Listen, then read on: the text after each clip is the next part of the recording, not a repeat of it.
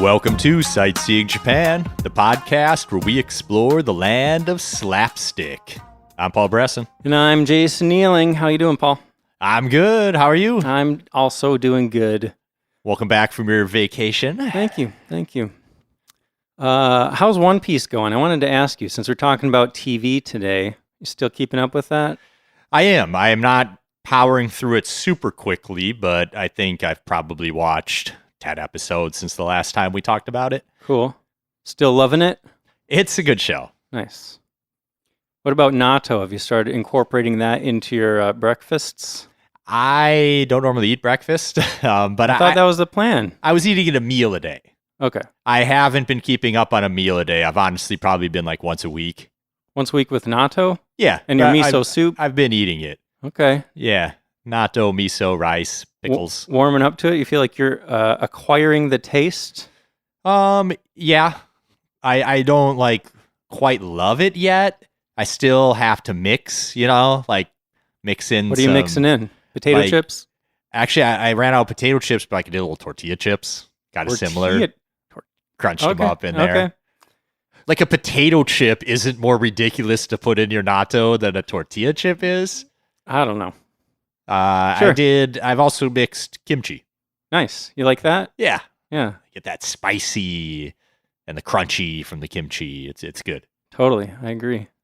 That's great. Yeah. It's cool that natto you buy frozen actually is really nice because I just bought a whole bunch of it and like it's lasting me. I just have it. It's convenient. Yeah. For sure. Have you started making dashi for your miso soup? I got some kelp powder or something like that I've been putting in. Huh. It adds a little flavor to it. Nice. I would try shiitake mushrooms. I bet those would be really good. Oh, yeah. Making a dashi. Yeah. And then you could probably use those for something else too, Flavor your dashi with it and then strain them out and do something else with them once they're reincorporated or whatever. I do eat a lot of mushrooms. Yeah. Anyway. So, Paul, I want you to think back a couple decades or whatever to the time when you were first kind of getting into Japanese culture, getting a sense of how things work over there. Because I remember a time somewhere around there where I think you were actually showing me clips of silly things that happened on TV in Japan. Do you recall a time where you were watching a lot of that kind of stuff? Yeah, absolutely. I would love to hear like your first impression of Japanese TV, and if you could describe some of the videos that you saw and what impression that gave you of what's going on over there. Okay. I mean, my first impression, I think, is kind of the stereotype. I thought like, wow, this is so wacky and crazy. Japanese TV is wild all the time. One of the things I remember seeing is the silent library challenge. What is that? They get 6 guys to sit at a table in a busy library, and they all try to make each other laugh. And they do like weird, like they'll pull something really weird out of their bag, and like see if they get someone to laugh. And then they do like little card games, and the person that loses it gets punished. So like they'll have a machine comes in, they'll like slap them in the face or all these crazy things that try to make them make noise. And if they make noise, I think they lose. I don't know exactly how the thing works because I saw more clips than like full shows. That sounds really fun. Yeah. I like that. Yeah, I feel like I kind of had the same impression. Like you see all these videos online with just really creative and elaborate pranks, lots of physical comedy. Yeah. People getting physically punished for doing the wrong thing or whatever. A lot of physical pain and surprises and pranks. So once you finally made it to Japan, did you, like the first time you went to Japan, did you watch a lot of TV in the hotel room? Were you curious about checking that out? I was curious. I wouldn't say I watched a lot, but I definitely watched some. And my impression became like, oh, this is like mostly pretty normal. Yeah. It's the realization that only the craziest, funniest stuff gets clipped and translated and put on the English web. Right. I was kind of surprised my first time watching actual Japanese TV in Japan, how kind of boring it all seemed. And like, sure, I wasn't, fully understanding the language and stuff. And I'm sure I would have gotten more out of it if I was fluent, but still just like the types of things, it's just like, Yeah. it's pretty normal. I don't remember if it was before or after I first went to Japan, but there was an idol group I got into a little bit, and I found out they appeared regularly on this morning show or something, and I found a torrent site where I could like download these episodes. It'd take like a day to download one, and I watched a few of them, and they were like very normal. Yeah. They're just like morning news programs Yeah. with a couple somewhat funny skits. What surprised me a little bit about TV in Japan is like I have barely seen any anime. I feel like some people might have the impression that there's a whole lot of that. Like if you're flipping through the channels, you'll see a bunch of anime. Right. That is not the case. No. There's certain times of the day you're more likely to find anime, but I actually saw that anime is more common late at night, like even after midnight, because most of the money they make from anime is actually on DVD sales. yeah. And you might find some more of the kids anime on in like the late afternoon. Yeah, I definitely have seen more of that. So like the last couple times I've been in Japan, I haven't watched any TV because I have a smartphone and I have other ways to entertain myself late at night in the hotel. You can just look up the best of prank videos on YouTube and stuff and just skip to the cream. Well, last cream of time Japanese I was TV. watching some normal videos, but being in Japan, I would get Japanese ads. Oh, that's fun. And Japanese commercials are pretty wacky sometimes. I almost feel like Japanese commercials are some of the best things on TV there. Yeah, so it's still pretty fun seeing the commercials sometimes. Yeah. But yeah, going back to just how Japanese TV is in general, like I have seen a lot of people online, like even Japanese people saying that it's just boring. Like it's just a lot of the same kind of stuff. And like you mentioned, all these crazy videos that you find online, those are specific moments that happened that were like really extreme or really out there. And that's why they ended up on the internet being watched by people all over the world, because they were unusual even for Japanese TV, Yep. So can we dig a little more into like what Japanese TV is really like? Like what kinds of shows are most common on there? Yeah, absolutely. Variety shows are insanely popular. What is a variety show? A variety show can include anything from music to comedy skits, quizzes, wild stunts, anything you could think of that they could put onto film, they could show in a variety show. I feel like a lot of what I've seen on these types of shows is food.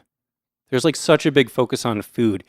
Maybe they're going to a restaurant where they feature, a specific restaurant. They try the food. They talk about how amazingly delicious it is. They're always saying, oishi, umai, stuff like that. Yeah. And making really orgasmic kind of faces as they're eating this stuff. And, we talk about how local specialties are such a big thing in Japan. And they'll go around and kind of feature foods from different areas and kind of encourage people to go visit there and try different types of foods. Yeah, there are also lots of shows that specifically feature food and travel. Like that's become really popular lately, is travel shows. Yeah, I think variety shows can have like themes, kind of general kinds of topics that they tend to cover, or maybe they'll cover a different type of theme in each episode. Mm-hmm. And these are the types of shows where you might also see little game shows or quizzes. Like a lot of those little clips that you see on the internet aren't actually standalone prank shows or game shows or whatever. They might just be little segments on these variety shows. I've seen ones where they'll actually play videos from YouTube and then just like comment on them, just talk about them. I've seen shows like that in America even now. They just pull content from the internet and they just talk about it, Yeah. So I think going back to the stereotype that we might have thought was true when we were younger, that Japanese TV is just a bunch of game shows and prank shows, and but it's not really accurate. Like those shows don't really exist as you might imagine them. It's just little pieces of these variety shows a lot of the time, I think. Right? Yep. Also, another really important point, I think, is that most of the time in that type of stuff, it's not just random people. These are professional entertainers, even in the prank segments, right? You see pranks getting played on people. Most of the time, those people that are being pranked are celebrities, or at least we'll get to the idea of talent. They're not just random strangers on the street or whatever. Also, Paul, in your research, did you come across any articles talking about how in the 90s things got like maybe a little more wacky and extreme? Yes. That seems to have been a trend for a while, is like, how far can we go? Yeah. And it's since pulled back. And now you have the more laid back food travel stuff becoming more popular than the wild pranks. And those wilder shows mostly aired late at night, I saw. So it's like really not representative of what Japanese TV was even like back then. Even when that stuff was on TV once in a while, it was not normal. I don't know, a lot of Japanese people might have even had something to say about that. Like, this is not cool. This is going too far. Maybe that precipitated that swing back towards relative normalcy. Yep. Even now, looking up, like trying to find the funniest clips of Japanese game shows, researching this episode, so many of the top clips I could find, I saw 10, 15 years ago. They're It's old. the same stuff has been circulating for a long time, which makes me think less new crazy stuff is happening. Yeah, I agree. And I also thought it was interesting to think about American TV at that time and compare it to Japanese TV at that time, because we had shows like Fear Factor. And do you remember The Swan? That was kind of controversial when it came out. It was the one where they like found quote unquote ugly people and then gave them plastic surgery and gave them like this intense workout plan and didn't let them look in a mirror for months. And then they did this big reveal and stuff. Okay, that's wild. Yeah. Can you imagine how much that would mess with you psychologically? That'd screw up your brain, right? Yeah. Wow. Just to go back to that point, that like the idea that Japanese game shows or Japanese TV is just really wacky and like extreme and they're like hurting people and stuff. That's the entertainment industry everywhere, probably. Yeah, pretty much. Okay, so let's talk talent, Paul. If you're flipping through the channels in Japan, you're probably going to see a lot of shows where there are these little bubbles in the corner of people, right? There's a little bubble with a person and they're making faces and Almost reacting. always. Yeah. Every show on Japanese TV, it feels like there are these little faces reacting to everything. Who are they, Paul? They're the talent, Jason. Okay. But they could be celebrities of all types. You could see actors or idols, comedians often, athletes sometimes. I've seen clips of some of my favorite baseball players doing weird stuff on shows. Nice. Models, voice actors, even directors, people in the entertainment industry of some way. Yeah. I thought it was funny. I read that even just relatives of more famous people might be talent. They called it nepotic talento. yeah. Talento. It's just, talent Also, in Japanese. I found it interesting that just being a foreigner sometimes is enough. Being a foreigner that speaks Japanese well will just get you on a show to react to things. Yeah, it's a rare breed. Foreigner that's fluent in Japanese. Yeah. I read of a blog of a guy about 20 years ago. I followed his blog all the time. He was a jet teacher living in Japan and a total anime nerd. And he wrote all this really funny stuff about Japanese culture. Ended up marrying a Japanese woman, getting a job at a Japanese company and kind of hating it because Japanese work life was like that, especially back then. I feel like I've heard that story from multiple people before. And then eventually he got an agent and just started getting TV gigs because he was a black guy from America. So he was just this big black guy. He would just show up and speak Japanese and like be on shows and they would pay him money. And he turned that into a career and like stopped writing his blog. Wow. Man, should interview that guy. Yeah. I wonder what he's up to these days. I want to know how he feels about that. Because like it seems like it'd be a more fun, more interesting life than, a general office work in Japan or whatever.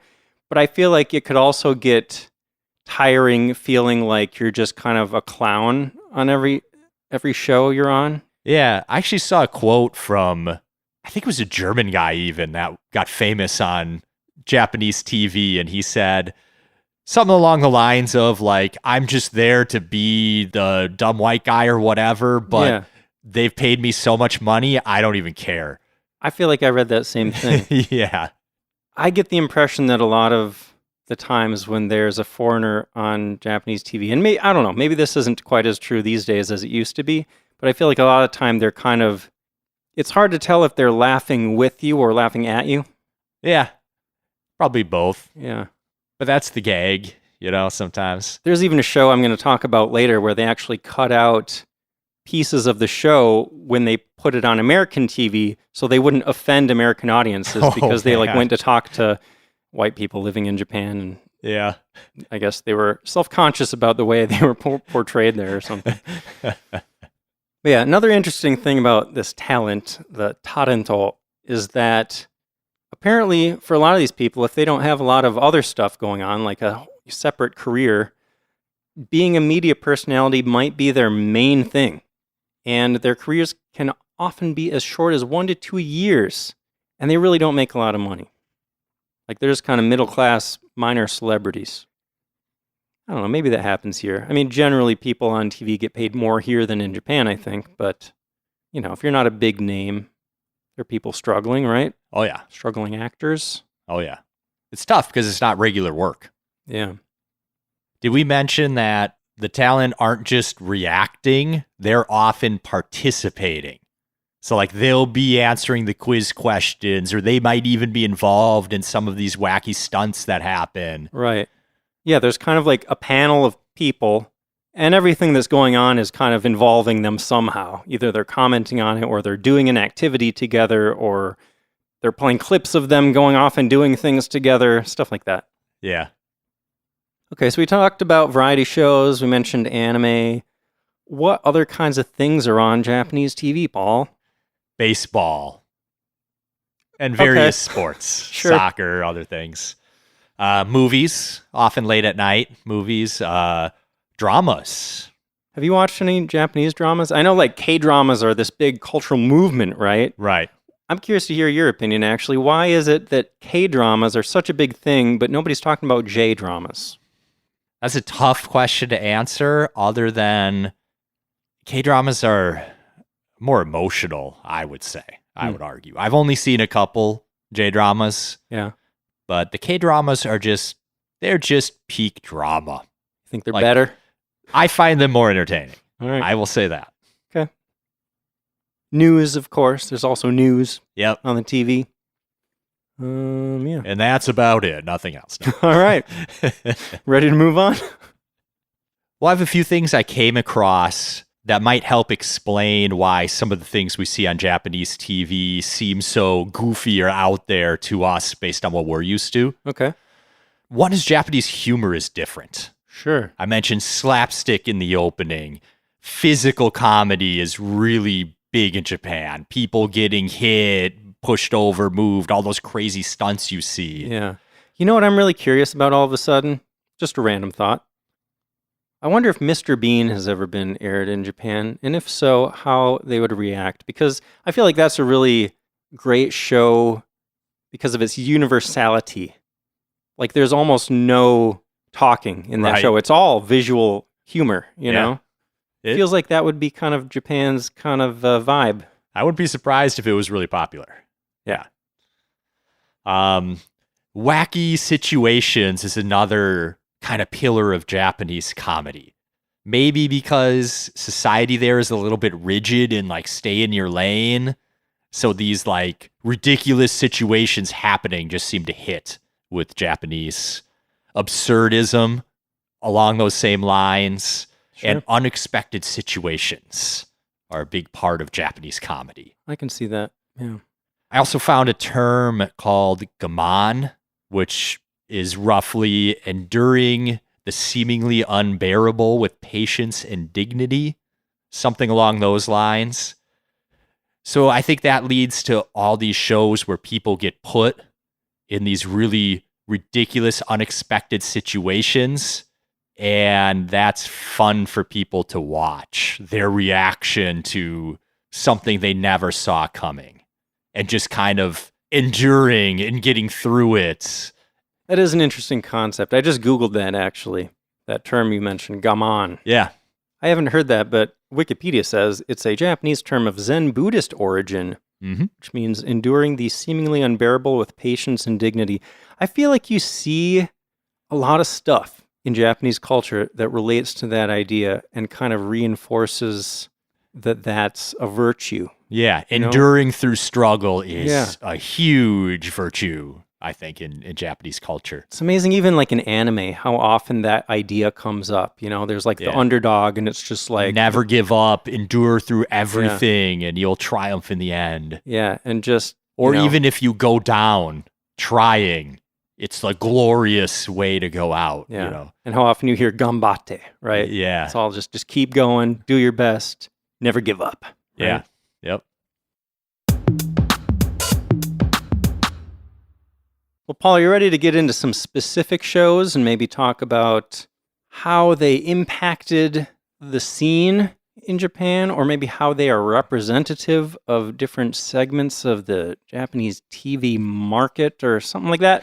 You ready to talk about that kind of thing? Sure, let's do it. Okay.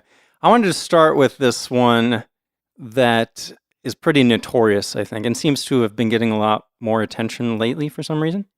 Denpa Shonen. You familiar? Yes. All right.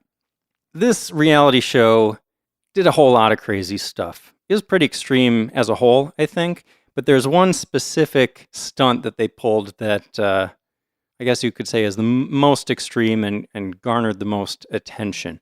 So just generally give you some idea about the show.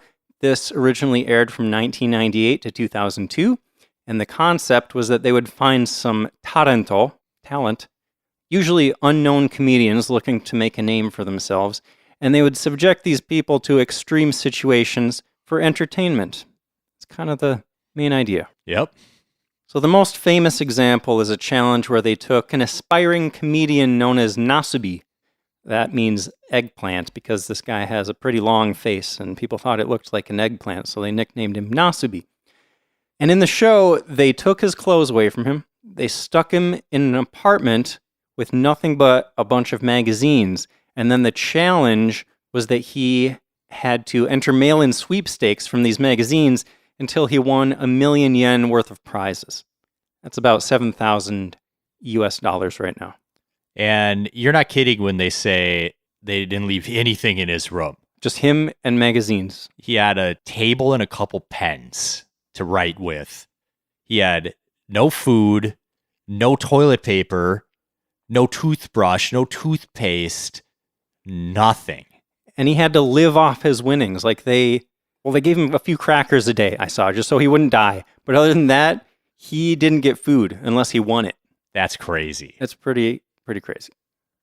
And they told him that, like, oh, maybe someday we'll turn this into a show. We're just kind of trying it out, we'll just film you and see what happens. But in reality, they were airing it the whole time. It was like a Truman Show situation.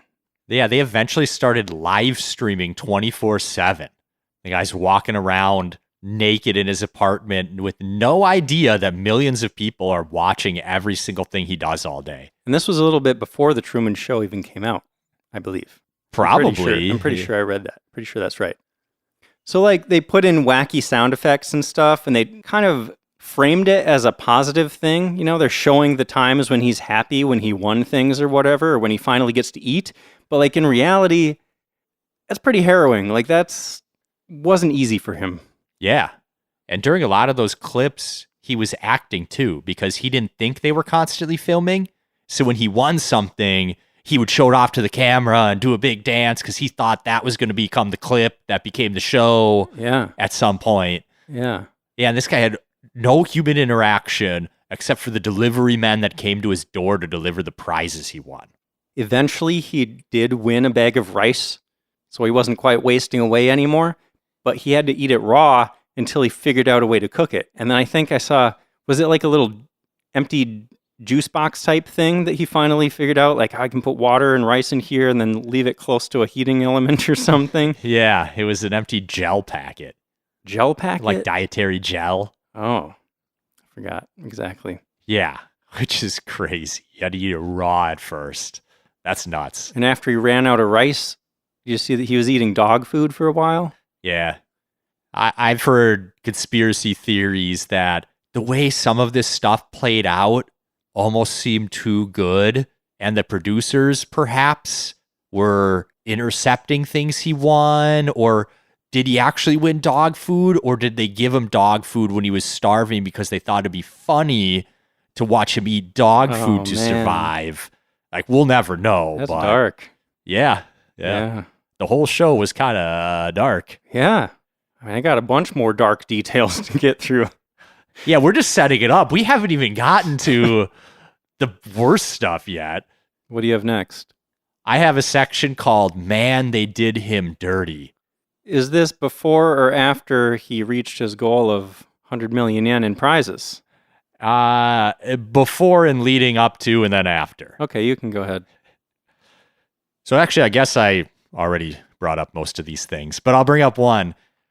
The first article of clothing he won was, I swear to God, a pair of used panties.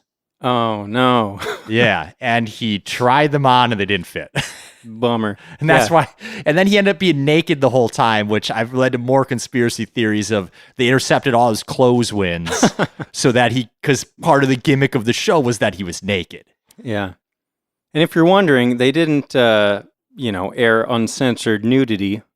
But they also didn't blur it out. They just put an eggplant icon over his nether regions, which is kind of funny because it makes you wonder, like, is that the origin of the eggplant being... Right.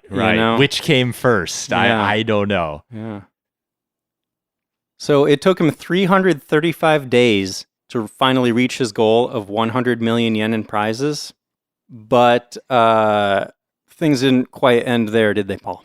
No, they had to celebrate. So the producers took him on a trip to South Korea.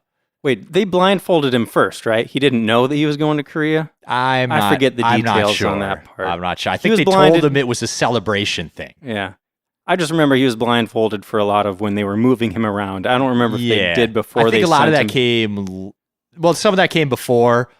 At some point, the show was so popular, people found out where he was living. Oh, yeah, there was a part and they blindfolded him and brought him to, like, a new studio location. There were people, like, camped out outside of the building because internet sleuths somehow figured out where he was located. Yeah. So anyways, they bring him to South Korea to celebrate. They film him going on rides at amusement park and eating all this amazing food, and it's a big victory lap. And then right at the end, they bring him to another small tatami room and just say, take off your clothes. They locked him away again in South Korea and made him enter the sweepstakes in Korean, which he didn't speak or write, so he had to use a Japanese to Korean dictionary to fill out all the cards to win the contests. I missed that part. That's insane. Yeah, and they made him win enough value again to buy a ticket back to Japan. But even that goalpost wasn't static. Like, they kept pushing that back because they're like, okay, you did it, but now you have to upgrade your ticket to business class. And then he does that. And then they're like, okay, now you got to push it to first class. Like, it just... Yep. At what point does it reach torture? Like psychological torture. Yeah. And then the ending is one of the worst parts of all as well. So I don't even know if they told him he won. Maybe they did. No, I don't think they did. But they blindfolded him and brought him to a new room that just looked just like the old one. And he's sitting in the middle of it naked. And all of a sudden, all four walls collapse outward, and he's sitting in front of an audience of hundreds of people laughing at him. Yeah. When he had no idea that this was even being broadcast at all for any of this time. And also, another little detail, when they brought him to this room, they didn't even tell him to take off his clothes. He was just like, here we go again, and just automatically took off his clothes. He said at the end that he wasn't comfortable wearing clothes anymore. Yeah. They hurt him. They were too rough. Mm-hmm. He got too used to being naked. I read that too. So he'd been almost completely isolated for, I don't know, close to 18 months, I think, at this point, or well over a year. So he was completely shocked and overwhelmed when suddenly the walls collapsed and there are hundreds of people and bright lights out in front of him. Mm-hmm. The video is crazy. Yeah. And over all this time, he was literally like starving, sometimes. Yeah. He lost a ton of weight. Just imagining being in his situation, especially when they keep changing the rules, every time you get some sense of victory, it's like, now you got to do it all over again. Yeah. Like, just the psychological impact of that is... I just can't believe the part where he's celebrating in Korea and they bring him into a room and just say, take off your clothes. Like, I can't believe, like, what did he feel at that moment of, like, I'm back in it? Mm-hmm. Oh my gosh. I actually saw it when they had him start over in Korea.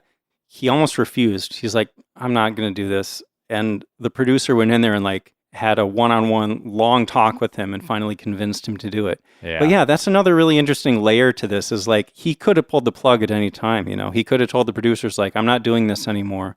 But of course, he was an aspiring comedian and he thought this was his big shot, They seem to promise people they'd become famous and wealthy after being on this show. Like, this is going to propel you to stardom. Mm-hmm. There was even a telephone in the room the whole time, and they told him that he could just call and give up if he wanted to. And the door wasn't locked, like he could have left, but of course he was naked, so what's he going to do, Yeah. Look like a crazy person running through the street. There's so much pressure, though, too, especially in the conformist society of Japan. We've invested all this money. All these people on this crew are getting paid to make this show. And if you leave, the show's over and we can't air anything and everybody loses all their money and we're all out of a job. Totally. It's a ton of pressure on that person to keep performing, stick with it. Yeah. When you put it that way, it's a little reminiscent of, like, the adult entertainment industry. You know what I mean? Yeah. That's why I don't think it's okay just to say, well, he could have left. Right. Like, no, the producers and people in charge of that show have to be looking out for everyone involved. Like, they need to be looking out for him. And they very clearly weren't. I didn't sound like I was victim blaming, did I, Paul? Because I did not. No, that was not what I meant. I just wanted to make it very clear how I felt. Yeah. So, yeah, it was crazy. And recently, this show seems to have been getting a lot of attention. I think a big part of that is that there was a documentary produced last year called The Contestant, which I highly recommend. You can watch it on Hulu, and they interview Nasubi. They talk to the producer of the show, and it's really interesting kind of hearing their perspectives, especially their perspective, like talking about what they think about each other, Yeah. Yeah, I mean, Nasubi, after the show, is said to have trouble with comedy because he lost social skills. He became more anxious and had more trouble getting out in front of a crowd. Yeah. So his comedy career never took off after the show, nor really did his celebrity career. Yeah, kind of sad. Did it say where he is now in the documentary? They did. Honestly, I watched the documentary a while before we started researching this, so I don't remember all the details. He climbed Everest. I think the producer gave him money to do that or something because it was something he wanted to do. Okay. And then I feel like I should have notes about this, so I'm not just making stuff up. But I feel like he was kind of an activist or like doing kind of humanitarian work or something like that. Okay. I did see that he had a best-selling book that I think was his diary maybe while he was in there or something based upon his experiences that he sold. That'd be really interesting. Yeah. That's an interesting thing about him, like adjusting back to normal life. Because solitary confinement is a punishment in prison. And even like for much shorter time, it really messes with people. So to think about him being in basically solitary confinement for more than a year, like that would mess with anybody. Right. If someone treated an enemy combatant like that, everyone would say you tortured the guy. Yeah. You broke war crimes on this guy. Right. Is that all you got on Nasubi? It is, but I have some other challenges that they did on that show, just to give a little more context of what the show was like. What else was on this show? So here, I just have three other interesting ones that I found. So there was a challenge where they stuck a couple of comedians on a desert island with no food and no idea where they were.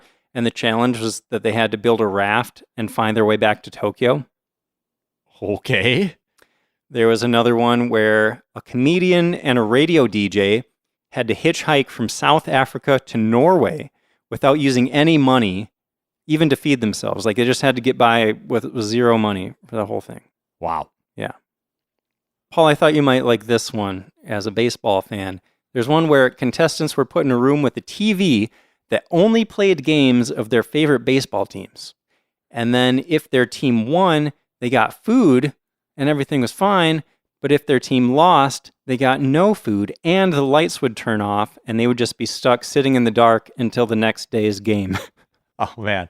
I haven't seen that one, but I feel like I remember you telling me about that years ago. Really? Yeah. I don't remember ever hearing about that before, but Okay. maybe your memory's better than mine. Yeah.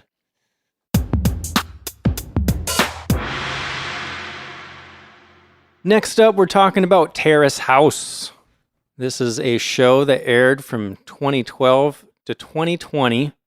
It's a reality show that at first glance might remind you of The Real World, if you're familiar with that American reality show.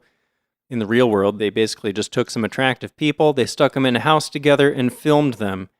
Kind of the same concept here with Terrace House, right? Yep.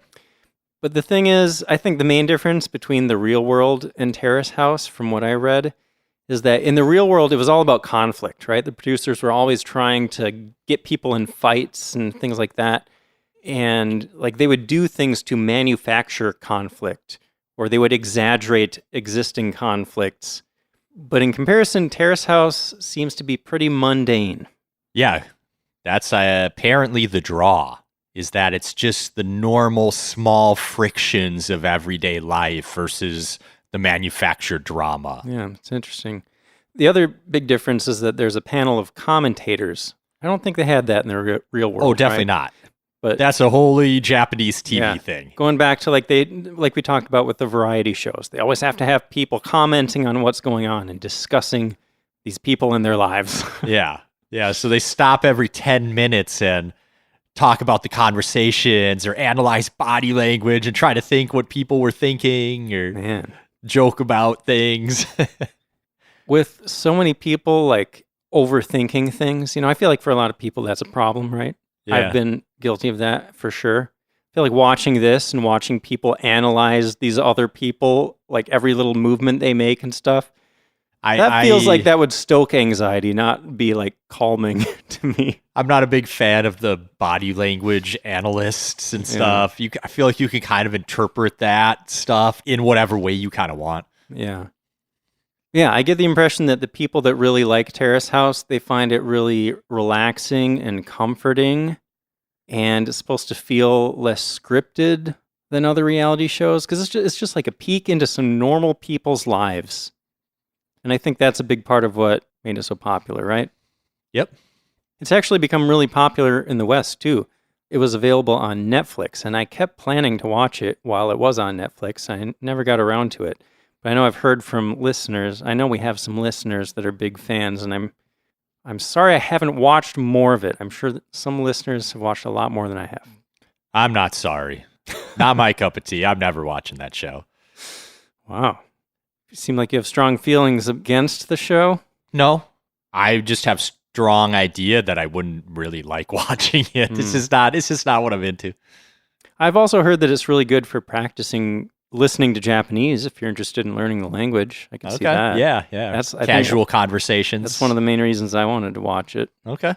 Fair enough. Not shaming anyone who likes that sort of show. Yeah. I mean, I can imagine it being comforting. You get to know these characters and you go home after a long day of work and just hang out with them and get to relax. I saw the show actually described as meditative. Okay. Yeah. Another big difference between this and the real world is that the people in Terrace House still get to live their everyday lives. They're still going to work and seeing their families and stuff. Yeah, that is very different. The show seemed to center around more of the group outings or any dates that people went on, but did sometimes show a little bit of their work or family life as well. Yeah. They would like come back to the house at the end of the day, and that's when they all kind of get to mingle and talk about things or whatever. Yeah. Another big draw for people in the West is that it's an interesting peek into Japanese culture, how people actually live and act in Japan.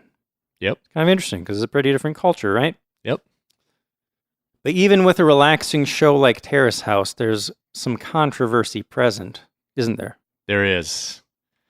Part of the controversy is some former contestants say that some things were not exactly scripted, but they were pushed in certain directions or prompted to do things a certain way. I feel like that's a really common accusation for all reality shows. Right. Almost no reality TV is anything close to reality.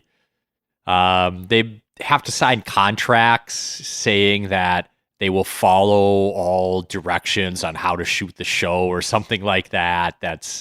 Can be interpreted in a lot of different ways. And of course, the producers have denied that and say no one's forced to do anything they want to do.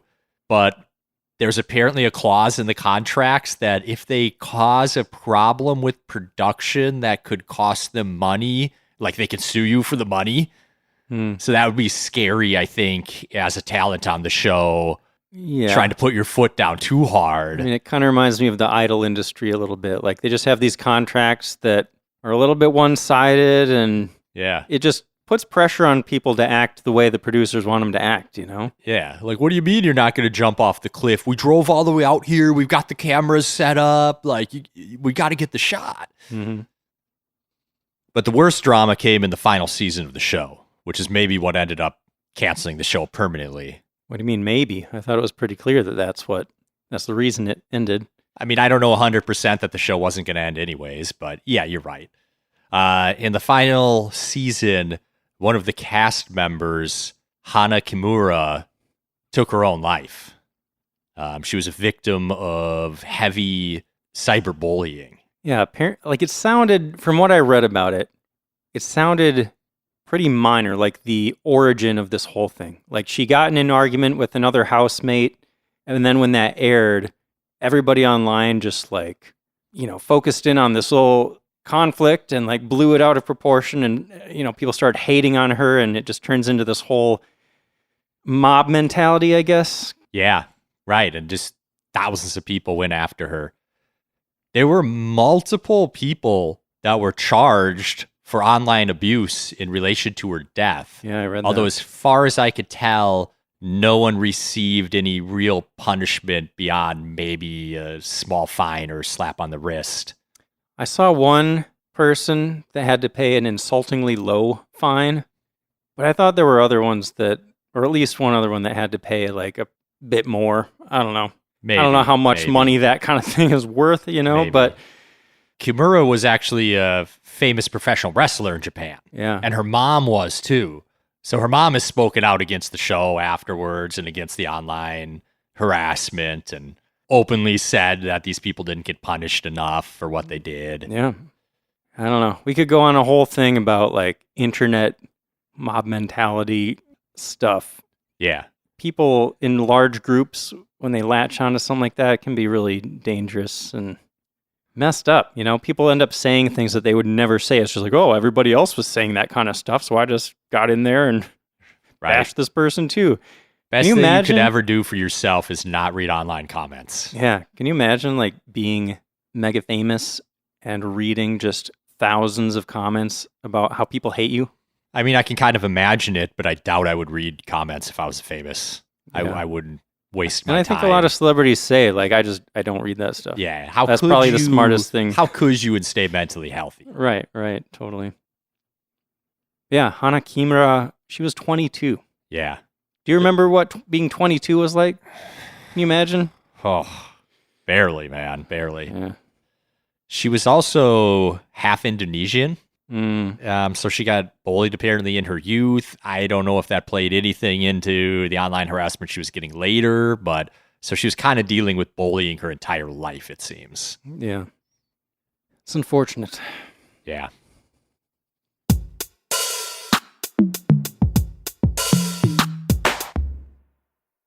Ready to move on to a more lighthearted Yeah, now we're about to move on to the cutest show ever made. Did you watch much of this, Paul? I watched like 5 minutes of it. Okay. This is also not my cup of tea, but I got to admit it was pretty adorable. Yeah. This is an incredibly charming reality show that you can watch on Netflix. I believe it's still on there. It was last time I checked. The show is called Old Enough. It's been running sporadically since 1991. And the concept is they basically just show little kids going on their first errands. Maybe this kid has to make a delivery or buy some groceries.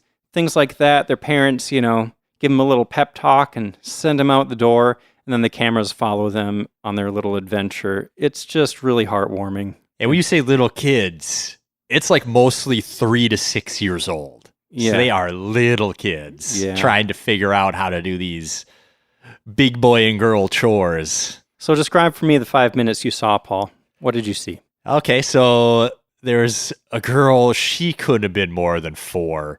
And her mom gave her a list of food to buy for dinner. So the girl takes her backpack and walks to the local market, and she's just adorable. And she just shows up like, I'm here for food for mommy. And like goes and she grabs a couple jugs of milk for some reason, even though I don't think that was on the list. And then she talks to one of the employees who helps her get like some sort of stir fry sauce. And then she ends up buying it, like throwing money at the cashier and coming home. They helped her pack up her little backpack for her and stuff. She comes home and the mom opens it up and like, there's no food in it. She brought home like milk and sauce. She was supposed to get like pork skins and like a protein and like some green onions or something. Oh no. And she missed all the things she was supposed to Did she get. have a list with her, or was she supposed to remember everything? I think she was supposed to remember it, but she was even saying like, Daddy wants pork skins for his thing, and then but she just like didn't get forgot. them. Yeah.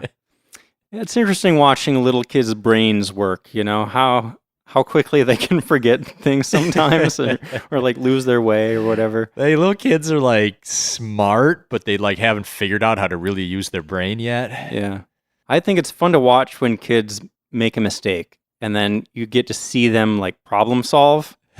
That's a really interesting part of the show. Yeah. So have you watched a bit of the show? I did when it was on Netflix. Like I said, I think it's still on Netflix. I just don't have Netflix anymore. But I watched a bit of it, and yeah, it's just it's a mood booster. You know what I mean? Yeah. It's relaxing and sweet.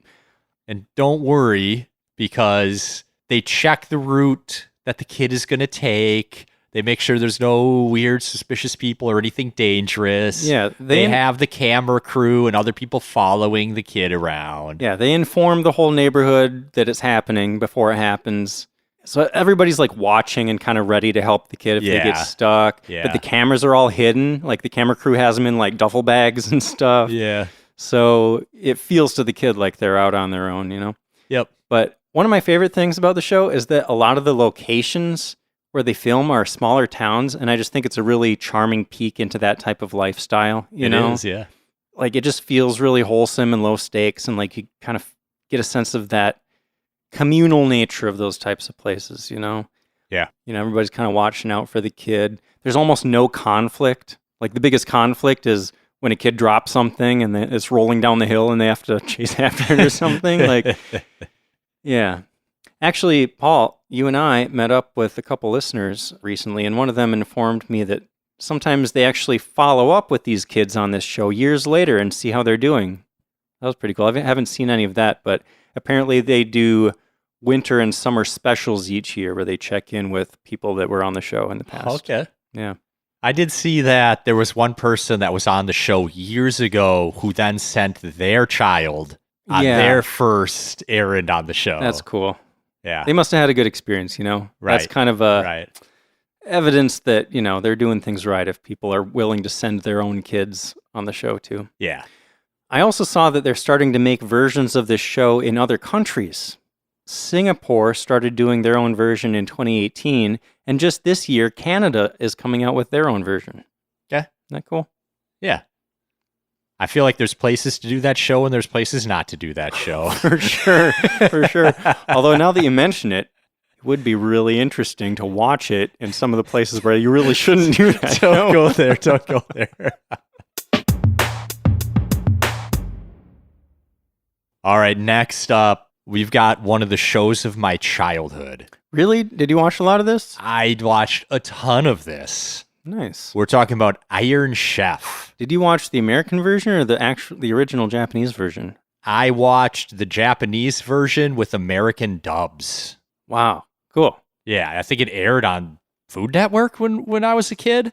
That makes sense. This aired from 1993 to 2002, and it was a cooking competition that featured professional chefs that would pick an Iron Chef to go up against. And there was an Iron Chef for each type of cuisine. There was an Iron Chef French, an Iron Chef Japanese, and an Iron Chef Chinese, and I think eventually an Iron Chef Italian. So, well, I didn't watch a lot of this show. I'm sure I've seen a few episodes, but like it was never a big thing for me. But reading about it, I was amazed at how many different versions of this there were. Like I saw that the original show aired from 93 to 99, but then there were like all these spin-offs, and they came up with different concepts to kind of do these different specials. And then all these other countries, like there's so many countries around the world that have their own version of Iron Chef now. Yeah, including Iron Chef America. Yeah. That went, I don't know if it's still going, but it went for a long time. So there would always be a secret ingredient every week. And they had this big dramatic reveal of the ingredient. So the story was that the kitchen was built by Chairman Kaga because it was his dream to explore the culinary universe. And he was this flamboyant actor that would wear a wild suit, and then he would dramatically reveal the ingredient. The lid would be lifted off of it, and smoke would puff up everywhere, and then you would see, today the ingredient is octopus! And they would have 60 minutes to figure out how to make an appetizer, a main course, and a dessert out of octopus. Oh man, an octopus dessert. I would love to try that. Yeah, they had to get really creative with some of the ingredients, but that was part of what was so fun. It does sound fun. One thing I'm a little bit unsure of is that in the American dub, it was really kind of like wacky commentary, like really funny. And I'm not sure how much of that was like taking liberty versus actually translating what they were saying. Interesting. I don't know if it was a running joke, but it seemed like there was the host, and then there was like one of the judges that was a man and one of the judges that was a woman, and they would comment on it. And the women would only ever say, that looks good, in like this crazy voice. Okay. There's another show we're going to talk about where they kind of came up with, like when they did the dub, they didn't translate the original Japanese at all. They just came up with their own wacky stuff. Yeah. Reminds me of Ghost Stories, too. We talked about that in another episode where they did that, too. Yeah, so I was the biggest fan ever of Iron Chef Japan, and then the American one started, and I was super pumped. I never really got into it. It lost some of its magic, seeing it just in English by American people. Okay.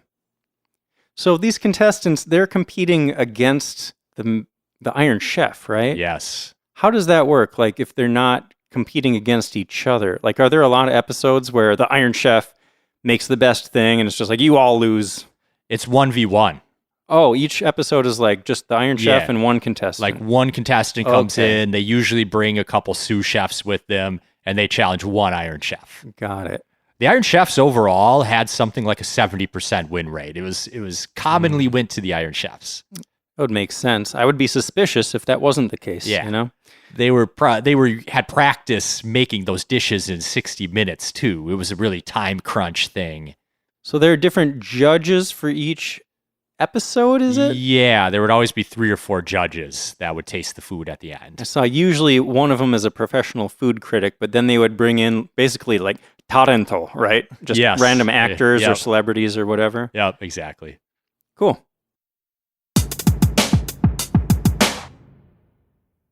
All right, next up, we got Takeshi's Castle. I was excited about this one. Oh, yeah. So this is a game show that I think probably helped a lot to form that stereotype that Japanese game shows are really wacky and out there, you know? Yeah. So this originally aired between 1986 and 1990. And in Takeshi's Castle, contestants were subjected to really difficult physical trials. It was almost like just a bunch of really intense obstacle courses. There were a lot of moving parts, like really tough stuff. A lot of times, tons and tons of people would go through this obstacle course and no one would succeed. Like they were that difficult. But it was also really fun to watch people fail, you know? Yeah. And if people failed, they usually fell into mud or water. There's some kind of like physical humiliation a little bit, right? Yep. And there was a loose narrative that all these people are supposed to be like an army attacking the castle of Takeshi Kitano, who is a famous comedian and actor. He actually was in Battle Royale, if you'll recall, Paul. Oh. Yeah. But really, the focus of the show is these obstacles. It's just really fun watching people try to get past these obstacles. Paul, have you watched much of the original version of the show? No, this is another one that I watched when I was a kid on America with the dub. Okay. So I mean, you've seen the footage at least seen the from footage, the original. Yes, but the American commentary was very different, I think. Yeah. Well, first, do you want to describe like some of the obstacles, or just give an idea of what these trials were like? One of the iconic ones was, I don't know if it's called the ball run, but contestants had to run up a steep slope with tight walls, and they would roll huge boulders down at them. And there were little pockets you could try to dive into, but there were people in there that would push you back out too. So you could only use them real briefly, and then you had to get pushed back out and try to make it up the hill without getting knocked back down by the giant boulders. So not real boulders, right? They're not actually like lethal giant stone things. No. But yeah, you mentioned like the people kind of messing with you. That was a pretty common thing too. And those are like talento people, minor celebrities would often be involved in these, and they're kind of messing with the contestants, making it harder for them. I remember like there's one with like a really narrow bridge that's swinging back and forth, and they're spraying water at the person, and they have to clamber over these things while like there's a talento person at the other end of the bridge, like shaking it and stuff, and they have to get across. And it's all suspended over water, so they fall into the water. Or like they had a bunch where it's just like these big kind of shapes rotating around that people would have to like get past somehow. Or I remember one where it's like this big cylinder that people had to wrap their arms around, and then the cylinder would spin as it went along over this pool of water. And there was like a little landing pad, and they had to perfectly land on the pad to win. But of course, most people just fell in the water, or if they landed on the pad, they would just slide off. They would land on their ribs and bounce off. It seems like everybody's like constantly covered in soapy water, so there's like everything's just super slippery. One of my favorites was they would have the contestant run out in a muddy field that was about knee-deep mud, and they would punt a soccer ball extremely high into the air, and the contestants had to catch it. Yeah. And it would often like bounce off their face or their chest or something as they were trying to catch it. That's funny. And the other one I remember is the Velcro wall. They would wear a Velcro suit and swing on a rope towards a Velcro wall and have to try to like plant themselves on the wall and get stuck. Yeah, I remember that one too. That's fun. So one unusual thing about this show is that it did actually involve regular people and not just talento, talent. Yeah. Like people could just apply to be in this thing. And they had like little teams, like they might be coworkers or families or whatever doing this together. That was kind of cool. I liked that about it. I feel like the whole obstacle course idea of this show is eventually what led to Ninja Warrior type stuff. Totally. Absolutely. Which is a more serious, like the obstacle course is more serious. Like people train to try to beat those courses. And I feel like that kind of evolved out of this goofy show. Totally. Yeah. And it is kind of funny watching Takeshi's Castle. Like the focus isn't on winning really. And like the rules are kind of so lax that winning, it feels like it means a little bit less. Sometimes they'll just say, oh, this person did really well. They're honorary winners and they go on to the next round or whatever, just because they're entertaining to watch or something. Yeah. Yeah. I think I saw there was like a maze one once where there was a maze without a roof so that they could film you, and someone just climbed up a wall and ran on top of the walls like straight to the exit and won. And they were like, okay, they win. Nice. So yeah, let's get to the American version of the show, because another unusual thing about this show is that it was eventually aired all over the world. Like not even that other countries kind of came up with their own version, but they took the original footage from Japan and aired it with their own commentary, sometimes translating the Japanese commentary and sometimes just making up their own commentary. Yeah. The one I saw was on Comedy Central, I think, and it was very made up. I didn't have cable TV as a kid, so that's why I ended up so weird. But I did somehow see this show. I think maybe eventually we got cable and then I saw it. But so the American version was MXC, right? Most Extreme Elimination Challenge. Yeah. Good memories.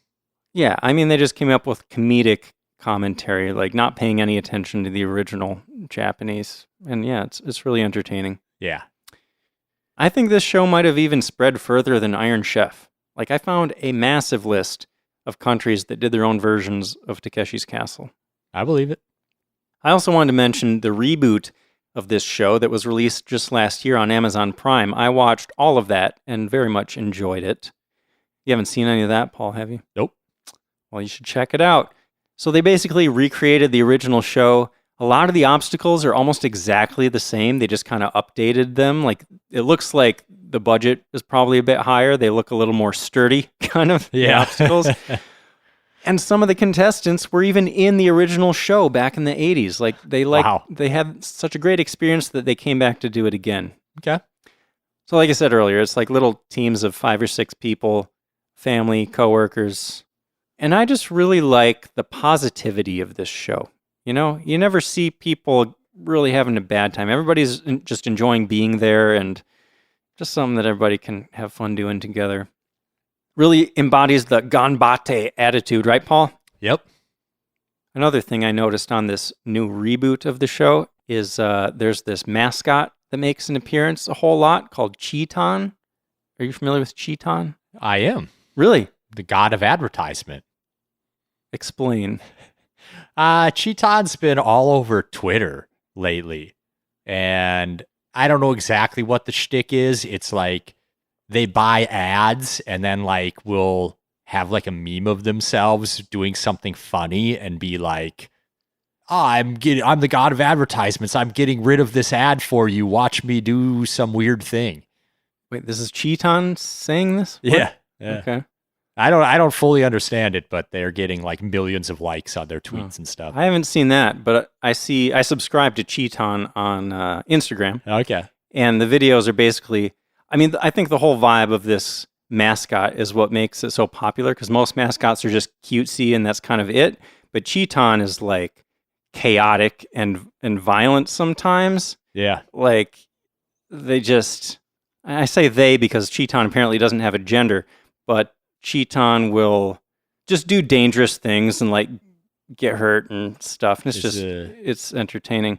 But I do really think maybe next season we should do a mascot episode and we can talk about Cheeton and all the other really well-known mascots. I think that'd be fun. Didn't we already do a mascot episode? Not yet. We talked about mascots. Yeah, it's been on my list for a long time. We just haven't gotten around to it yet. No, we talked about mascots on the podcast once. I'm sure we mentioned like them in the kawaii ago. episode. Oh, kawaii. Yeah, you're right. Okay. We could elaborate further.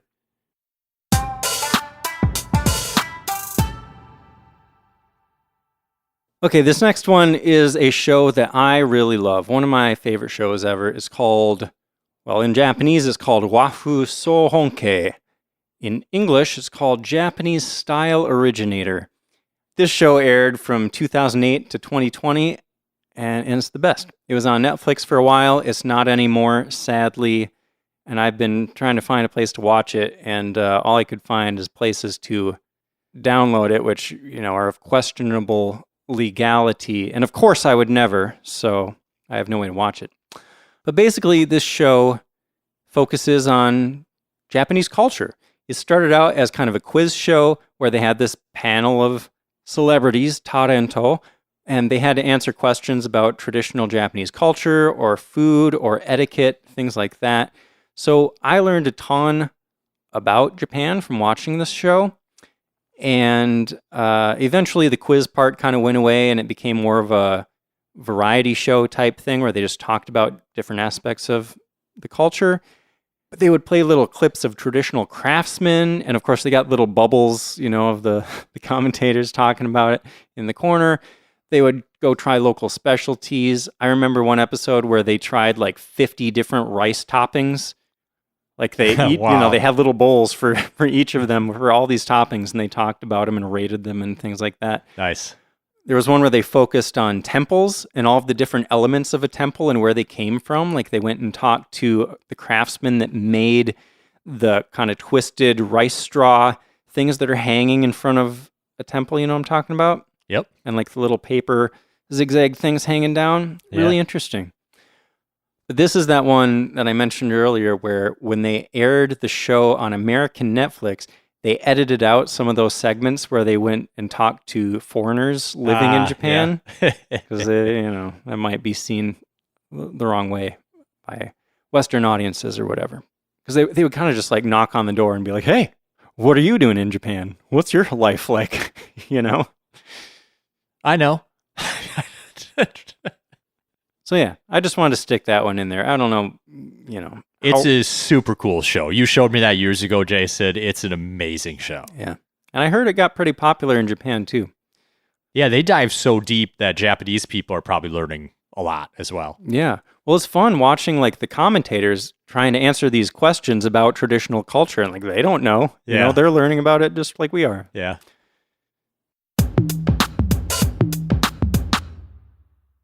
So now that we've talked about Japanese game shows and reality shows quite a bit, we are going to reference some clips that we have linked in the show notes that you can watch to actually give you a visual idea of what's going on in some of these shows. And again, these aren't necessarily clips that are representative of Japanese TV or game shows or reality shows or whatever.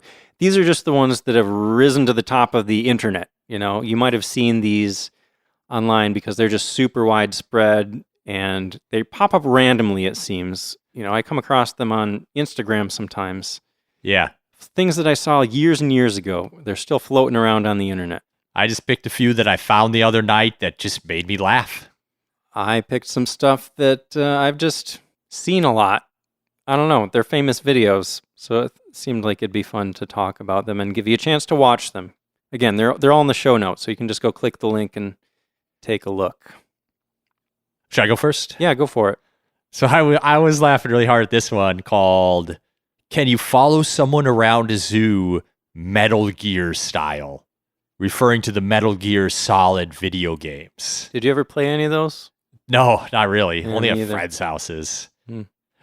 So they had two people walking around the zoo that thought they were filming a show. They thought they were presenting a show about the zoo, but really the show was about the people following them around to see if they would catch the people following them. And there were four people. One's inside a giant cone. One's inside a trash can. One's behind one of those signs that you can like put your face into and take a picture and you look like something. And I don't even remember what the other one was. But they had to try to follow these people around the zoo the whole time. So the little trash can is walking down the road behind them, trying to keep up with them. The last one was a little oil drum. Oh, yeah, an oil drum. And then they all had to stop and just sit there. And then people kept coming up to the trash can and opening the lid to try to throw something away. And it's just a guy's face in there. Yeah, going, oh, no, that's no. freaky. And it must have been super hot that day because they're all just absolutely dripping sweat. Yeah, this one guy comes out. I think it was the guy in the trash can. His shirt is just completely soaked and see-through because it's so wet. It just kept getting funnier and funnier to me as I watched it. That was pretty good. I like the segment called Candy or Not. Yeah. Basically, in this segment, I think it's from one of those variety shows or something. They brought Tarento into a room, and in the room, a bunch of things are made of candy, and they had to decide what they thought was candy, and then to test it, they would bite into it to find out if it was candy. So it was really funny, because, they're all kind of, I don't know if they're all professional comedians or what kind of talent they are, but they seem to be pretty good at reacting and making silly faces, and there's the one guy that, bites into a shoe and he just kind of sheepishly slowly pulls the shoe out of his mouth that's just a shoe. It's not candy. I think I saw in one of the clips that the presenter's bow tie was actually candy. Yeah. But it's funny to see them bite a table. Right. And then the moment of is it going to break off? Yeah, or are they yeah. biting a table right now? I think the most famous part of the clip is the guy that bites into the door handle. Yeah, Right. yeah. And he has a great Yeah, his expression face. is amazing. One that I really liked was the falling elevator. So they would have, I think, talent. I'm not 100% They totally sure. were. Yeah, so they'd have talent, and they would have someone come up and be like, oh, right this way onto the elevator. And as soon as they were standing in the middle of the elevator, the floor would fall out from under them. Yeah, when I saw the name of the clip when you sent it to me, I thought like the elevator was going to drop. Everybody's worst nightmare, standing in an elevator, right? But it's actually just the floor of the elevator falls away, and then and they fall like down a slide into a foam pit or something. Yeah. But they have a slow motion camera like right on the far wall. So they would always do a slow motion cut of them slowly falling, and then their face would come into view, and they'd all have some crazy scream or fear expression. That's the whole thing, is like the slow motion part of where their face is going down. And they got some silly look on their face. Yeah. But yeah, again, like these aren't just random people. And I thought, like watching this and knowing that, I found so many clues that these are not just normal people, and they knew what was going on. Because when they walk into the elevator, like how does a normal person walk into an elevator? They kind of go like maybe diagonal and then turn around and stand near the back wall or something. But these people all walk straight in, right to the middle of the elevator, and they're all always facing the back of the elevator when the floor opens they're always up. facing the right way. And I swear, some of the people, when you see them falling in slow motion, they have like a smile on their face. Yeah, a couple of them make weird. I saw one girl like rolling her eyes up in her head and or something. Yeah, but yeah, it's fun to watch. I kept thinking too that they were slow on opening the floor. I thought someone was going to walk too far and like hit their face on the far wall or something. Well, and they all have to be facing the back of the elevator because it's a mirror that the camera is hidden behind, so they're all facing the exact same direction. Seemed a little suspicious. But I want to talk about a really famous clip that I feel like has been gaining steam on Instagram lately. I don't know. It's from a show called AK Bingo, which was a variety show that starred the girl group AKB48. That we talked about in the Idols episode. So in the clip, two cute girls from the group, because the group is all cute girls, that's their thing. They put their mouths up to either end of this clear plastic pipe, and inside the pipe is a cicada. Most people think that it's a cockroach in there. Like if you look it up on English sites, everybody's saying it's a cockroach. It's not. It's a cicada. But the idea is they have to blow the cicada through the pipe into the other girl's mouth. So they're like blowing it back and forth and back and forth.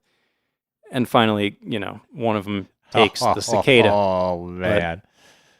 But, yeah, this clip is from like 2015, but for some reason it's still just like real big on the internet. Because it's hilarious. I mean, it is. It's compelling TV. They're like stuck between, do I scream because there's a bug close to my face, or do I blow so that the bug doesn't go into my face? Right. Well, we're getting long. Should we leave it there, or should we do a couple more? Let's each do one more. How about that? Okay. I'll nominate The Biker Through the Screen is the name I came up with for it. I don't know what it was really called. But they find some pretext to sit these guys down around a table, and at the end of the table is a TV. I think they're a boy band. They kind of looked like a boy band. And so they're watching on this TV a bike race. And in the race, one of the bikers veers off and starts heading straight towards the camera. And you feel like they're about to run into the camera person, like you're about to watch a collision. But then an actual biker gets thrown through the screen and lands on their table, I think still holding like the handlebars of his bike. Yeah. The rest of the bike is missing. It's just the handlebars. Yeah, and like all the guys freak out and jump out of their chairs. It must have been like a projection screen or something that they... I feel like it was rear projection, because I saw when the biker flies through the screen, there's a ton of light that pours through from behind. Okay. I think that's what's going on. Yeah, but it's really fun to watch. Yeah.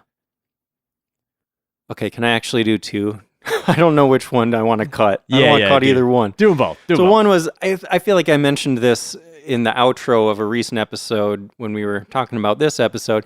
There's that clip where there's the talent is in a massage chair in a ski chalet. He's almost naked. He's just got a little loincloth on.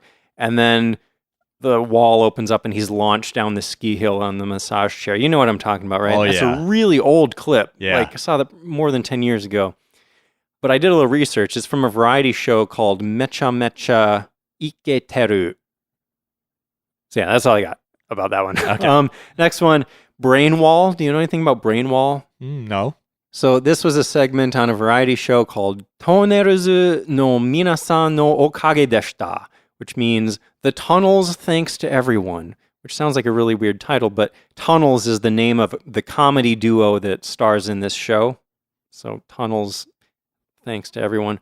Okay. But Brain Wall, you might have seen it called Human Tetris, because the idea is that there's a wall coming at the contestants and there are shapes cut into the wall, and the contestants have to fit into those shapes, and if they don't, the wall will push them into a pool of water. Okay. You seen that? I have.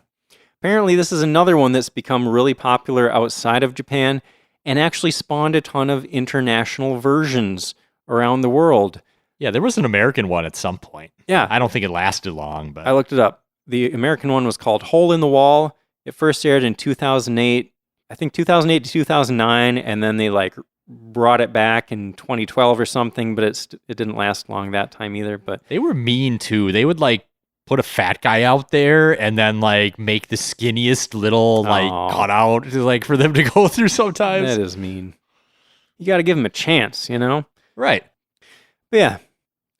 So there's all sorts of fun stuff out there on the internet. You know, if you go to YouTube and type in Japanese prank, you find a lot of even just compilations of the best, you know? Lots of crazy stuff out there. Yep. It's one of your all-time quotes, Jason. What's that? There's a lot of fun stuff out there on the internet. It's true. It's true. If you haven't been on the internet, you should check it out. It's pretty crazy, man.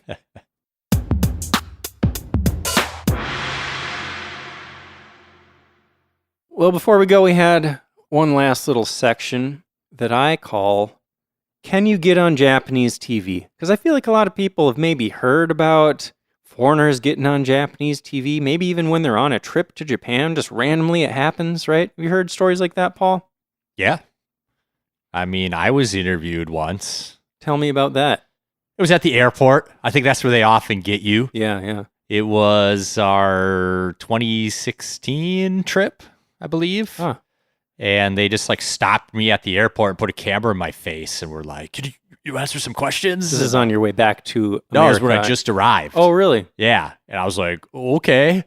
You know, I think they just asked me why I'm coming to Japan, maybe a couple other questions, and that was it. They walked away. I have no idea if I was entertaining enough to have actually made it to air, and I don't know what channel they were with. I don't know what program they were with.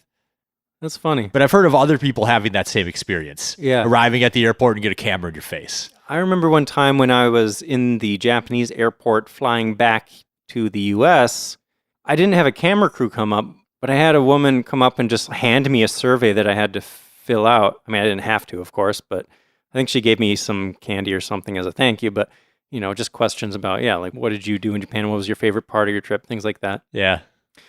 But also, when Gia and I went to Japan, we were at Zao Kitsunemura, that fox village near Sendai, and a camera crew came up and asked if they could film us there. And they gave us food to feed the foxes and asked us some questions. And we asked them, is this going to be on TV soon? And they told us what show it was going to be on and when, but we were leaving the city before it was going to air. It was just a local show, you know? Sure. But yeah, that was kind of cool. So I guess the odds are good if we've both been stopped and filmed. I guess so, yeah. We haven't been to Japan that many times. Yeah. But another version of that question is, can you get on a Japanese game show? Because that's kind of a whole different thing, right? Did you look into that at all? I didn't find anything on that.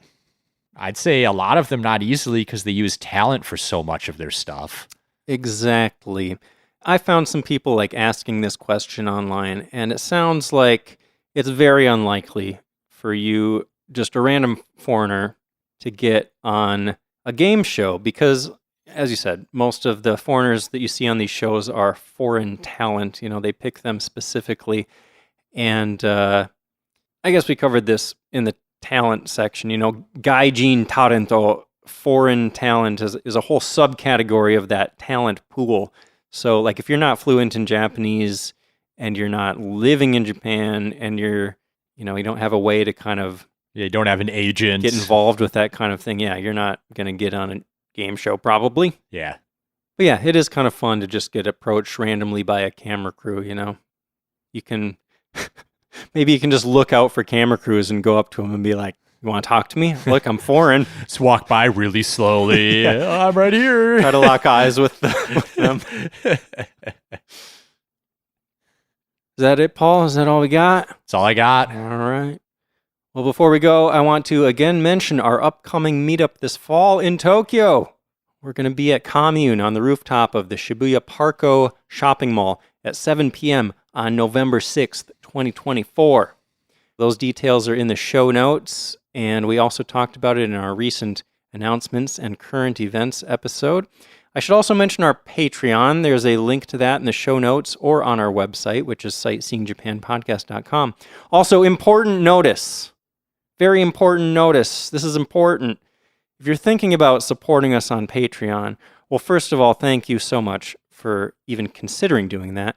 But secondly, we just heard from Patreon that Apple is requiring them to use Apple's in-app payment system in order to stay on the App Store, which means that Apple will charge an extra 30% in fees to new patrons that joined through the iOS app. Yeah, so if you join at a $10 tier, you're going to pay about $13 if you're doing it through an Apple app.